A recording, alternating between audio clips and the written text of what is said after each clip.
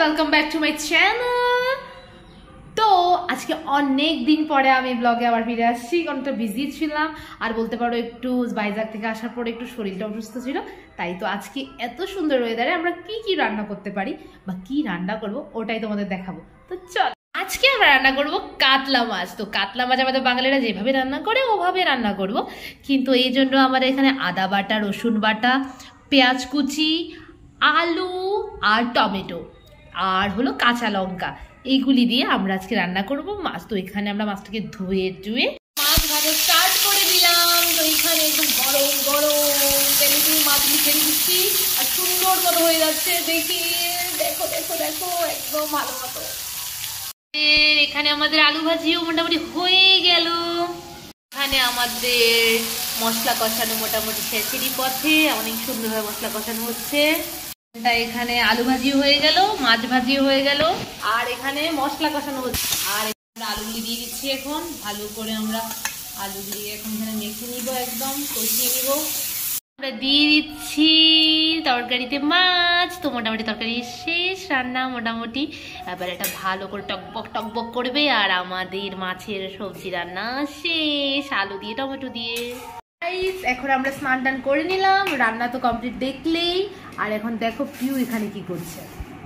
পিউ আমার জন্য বাড়ছে ভাত, দেখতেই পারো। আর এখানে পিউর মুখে স্মাইল, এত সুন্দর করে রান্না বাড়া করলো। আর এখন ভাত বাড়ছে আমার জন্য।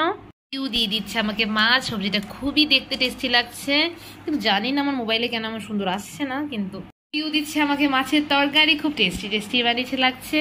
আর এত লেবু, ও মাই গড, হ্যাঁ আমি লেবু খেতে ভালোবাসি তাই পিউ দিচ্ছে, ঠিক না পিউ? একদম।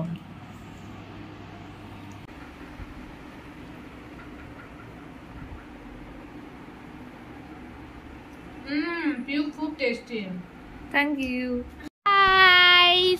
এখন আমরা খেয়ে দিয়ে একটু পর একটু রেস্ট করে এখন যাচ্ছি আমরা একটু ঘুরতে। কোথায় ঘুরতে যাচ্ছি দেখতেই পাচ্ছ যে এখানে ভাদুতলা জায়গাটা খুবই সুন্দর। তো এখানটাই যাচ্ছি আমরা, তো দেখতে থাকো।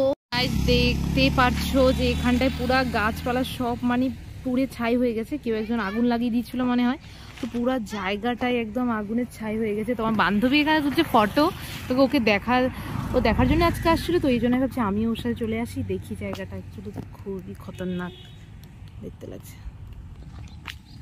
এমন যেমন বাইরের দেশে যেমন গাছগুলি হয় না, ঠিক তেমনই লাগছে দেখতে। মানে এত জ্বলে গেছে, মানে কি বলবো, হে প্রভু, এত জ্বলে গেছে পুরা বলার অপেক্ষা রাখছে না।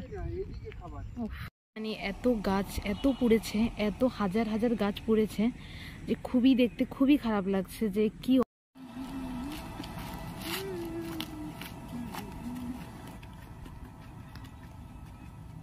এখানে ছোট ছোট লাড্ডু, এগুলি পিউ তোমার কখনের পছন্দের লাড্ডু?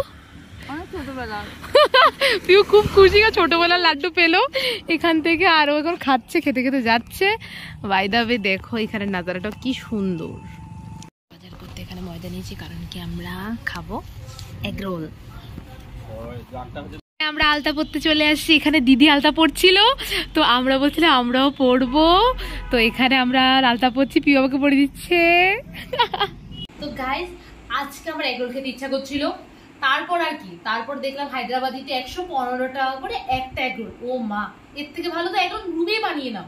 দেখো এখানে এগ রোলের জন্য হয়ে গেছে, রুটি বানানো হয়ে গেছে। আর দেখো এখানে শসা, পেঁয়াজ আর কাঁচা লঙ্কা আমি কুচি কুচি করে কাটছি আর খাবো একটু পরে। তো আর কি, তারপর বানাবো আর খাবো। তো 115 টাকা থেকে এখানে মাত্র আমরা এগ রোল করার জন্য আগে দিয়ে সেঁকে নিচ্ছি। তো সেঁকে নিচ্ছি তাহলে তেলটা একটু লেগে যায় এই জন্য।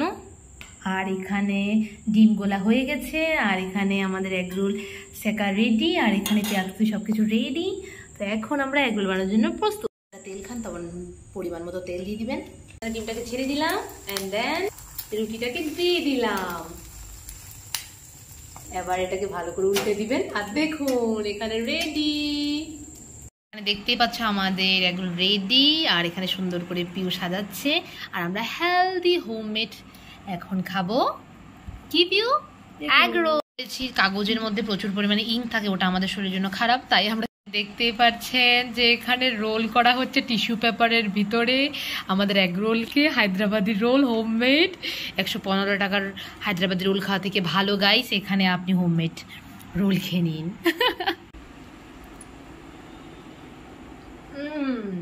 সুপার সো মাচ আজকে আমাদের সারাদিনের ব্লগটা দেখার জন্য, আমাদের মাছ রান্না আর আমাদের এগ রোল বানানো সবকিছু মিলিয়ে সুপার গেল দিনটা। Love you.